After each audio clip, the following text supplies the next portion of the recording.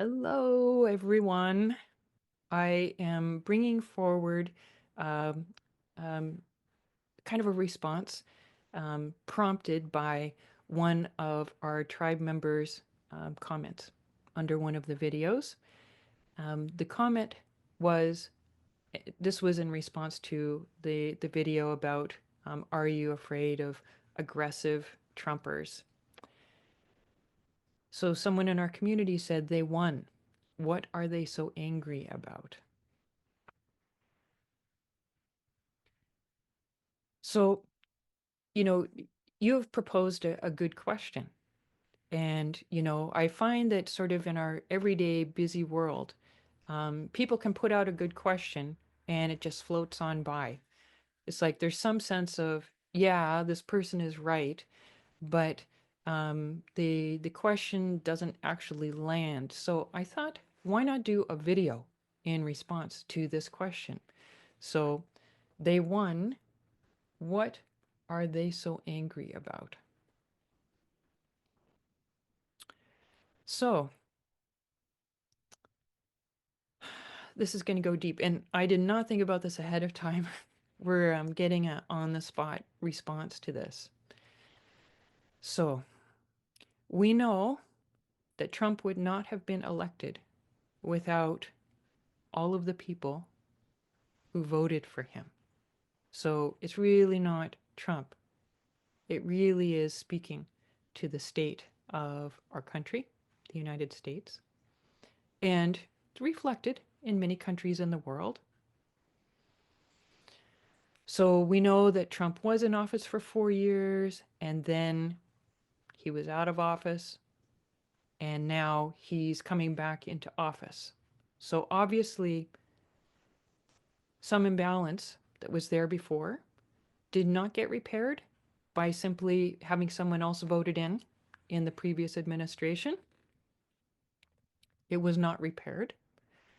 There is a great disharmony. And as some people have pointed out, it's not that Harris would have been able to fix this disharmony either if she had been voted in. So it really is time for us to start to bring our attention to the disharmony, the dis-ease, the lack of wellness that is happening within so many people in the United States. So when we think about, you know, why are they not in a place of joy and generosity and kindness and compassion for all the disappointed Americans who are disappointed that Trump was elected? Like, why are they not in that place that we would expect of, you know, joy and consideration and understanding? Boy, you must be really disappointed that you didn't get the leader you were looking for. Well, I'll share my thoughts, and you can share your thoughts in the comments. I really believe that anybody who voted for Trump is disconnected with their own sense of well-being. You would never, ever vote for somebody who is so aggressive, so harmful to people. So,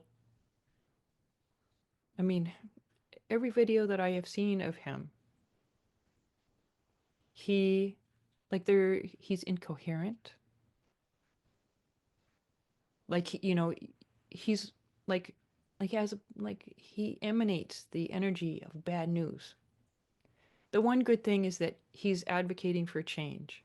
And the truth is, we do need change.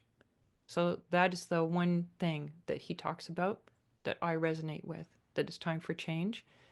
But I would never vote in somebody like him to be the one that would lead that change. He is the kind of person that I have worked against. In my activism, this is exactly the type of leader that I worked against and brought down. And it's because I care about tenderness. I care about vulnerability. I care about what makes us human, which is having a tender heart. Trump does not have access to that. So, anybody, everybody that is voting for Trump, I don't care. I don't care if people say, well, he has really good policy ideas. Even the Democrats are taking his policy ideas. Well, if he has great policy ideas, go ahead, and maybe this is too colorful to say, but go ahead, put him in prison for the things that he should go into prison for, and let him draft up some policies from prison and offer them to the leadership. So I say this a bit tongue in cheek. If he's good at drafting policies, let him do that. Don't let him lead a country. He is not connected with himself. And so I have to repair what I just said about prison, because I don't think prisons are an answer to anything either. I think that we really need to look at rehabilitation and look at much more humane ways for dealing with people who have done harm to other people through what we classify as criminal activities. Prisons are not a good solution. So I'm not actually advocating for Trump to go to prison, but I do think he needs to be contained and needs some serious help. And I don't say that putting him down. I'm just saying that as the simple God's truth. So, is there anything further on they won? What are they so angry about? I think that the fact that they've elected Trump is not solving their problem. And so they are still unhappy. They still have that dis-ease. They still know that things are not okay. Everybody is looking for things to become okay. Everybody is looking for this to be a more loving world. Everybody is looking for changes that are going to lead to higher quality of life. So I think that they know in their hearts that things are still not okay. And so if they're angry, it's because they are still in a place of tremendous suffering and tremendous dis-ease. So I will refer back to my last video where I talked about David and Goliath. So if Trump is not the solution to shifting the sense, the actual, not sense, but the actual well-being of the United States, if Trump is not the solution to that, that means each of us has to be the solution. Each of us needs to really come into our place of empowerment. And that's not only in our heart, but our voice as well. I really love how I've been seeing some people speaking up more in our YouTube community.